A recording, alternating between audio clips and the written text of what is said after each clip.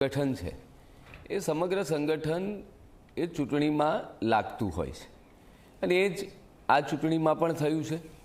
કેન્દ્રમાં માનનીય નરેન્દ્રભાઈ મોદી સાહેબ અને માનનીય અમિતભાઈ શાહ સાહેબની સરકાર અને ગુજરાતમાં માનનીય ભૂપેન્દ્રભાઈ પટેલ સાહેબની સરકાર તથા માનનીય સી.આર. પાટીલ સાહેબના નેતૃત્વમાં કાર્યકર્તાઓએ કેન્દ્ર રાજ્ય સરકાર અને જે તે નગરપાલિકા મહાનગરપાલિકા તાલુકા પંચાયતમાં થયેલા વિકાસના કામોને ઘરે ઘરે સુધી પહોંચાડ્યા છે।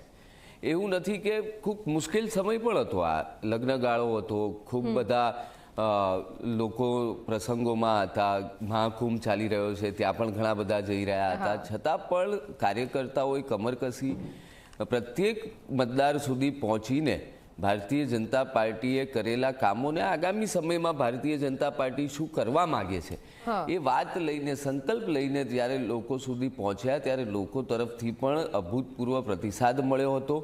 ખૂબ સારું મતદાન પણ થયું, પ્રમાણમાં થોડું ઓછું થયું પરંતુ મતદાન થયું હતું એટલે પ્રતિસાદનું પરિણામ પણ જોવા મળી રહ્યું છે। એટલા માટે જ એક બાદ એક તમામ જે નગરપાલિકા છે એમાં પણ વોર્ડમાં ભારતીય જનતા પાર્ટી જીત મેળવી રહ્યું છે।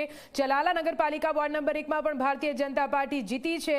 આ પહેલા માણસા, સાણંદ, ચલાલા આ બધા એવા વોર્ડ છે જ્યાં આગળ ભારતીય જનતા પાર્ટી હવે સપાટો બોલાવી રહી છે। ચલાલા વોર્ડ નંબર 1 માં સાથે સાથે લુણાવાડા નગરપાલિકા વોર્ડ નંબર 1 માં ભારતીય જનતા પાર્ટીના તમામ ઉમેદવારો જીત્યા છે।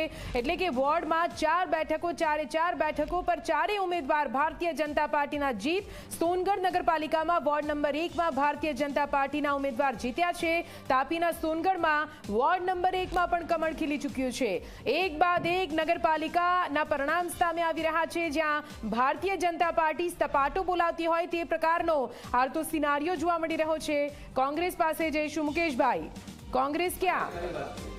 હા, એટલે પ્રજાની વચ્ચે જે અમે ગયા અને જે ઉત્સાહ મળ્યો તો પ્રજા હવે ટ્રિપલ એન્જિન સરકાર ઈચ્છે છે અને આ ટ્રિપલ એન્જિન સરકાર ત્યારે જ શક્ય બને કે જ્યારે પોતાની નગરપાલિકા મહાનગરપાલિકા અને તાલુકા પંચાયતમાં ભારતીય જનતા પાર્ટી જીતે અને અમે જીતેલા જ છીએ। એટલે આ ટ્રિપલ એન્જિનની સરકારે ખૂબ સુંદર કામો પણ કર્યા છે। નિધિ, મેં મીડિયા સાથેની વાતચીતમાં વારંવાર કહ્યું છે કે પહેલાં તો કોંગ્રેસના ઉમેદવારો મળ્યા નહીં પૂરતા અને જે મળ્યા છે એમાંથી મોટા ભાગના ઉમેદવારોની ડિપોઝિટ જપ્ત થવાની છે। એટલે હાર જીતની વાત ને એની ચર્ચા તો તમે છોડી દો, તમે તમારા જે રિપોર્ટરો જે મેદાનમાં છે એમને પૂછજો કે કેટલા કોંગ્રેસના ઉમેદવારોની ડિપોઝિટ બચે છે, એ કદાચ સૌથી મોટા ન્યૂઝ હશે। બાકી તમે જોઈ રહ્યા છો કે એક પછી એક ભારતીય જનતા પાર્ટીના ઉમેદવારો જીતે એવા સમાચાર આવી રહ્યા છે।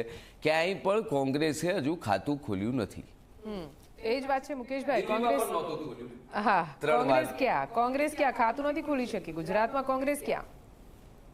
જો સૌ પ્રથમ તો સ્થાનિક સ્વરાજ્યની જે ચૂંટણી છે અત્યારે હાલ એ પહેલા હું વાત કરું કે 2018માં 78 જેટલા ધારાસભ્યો કોંગ્રેસના હતા અને કોંગ્રેસ પક્ષની નગરપાલિકા અને જિલ્લા પંચાયતોમાં પણ બહુ સારી પરિસ્થિતિ હતી ગુજરાતમાં, પરંતુ કેન પ્રકારે ક્યાંક ને ક્યાંક સંગઠન થોડું નબળું પડ્યું। હું કબૂલ કરવાની વાત છે, આમાં કંઈ અતિશયોક્તિની કોઈ વાત નથી, પણ મૂળ વાત એવી છે કે હાલની જે પરિસ્થિતિ છે ને એની અંદર ઋત્વિજભાઈએ 2-3 વસ્તુ કીધી, એ સાથે હું સંમત છું કે એક તો મતદાન ઓછું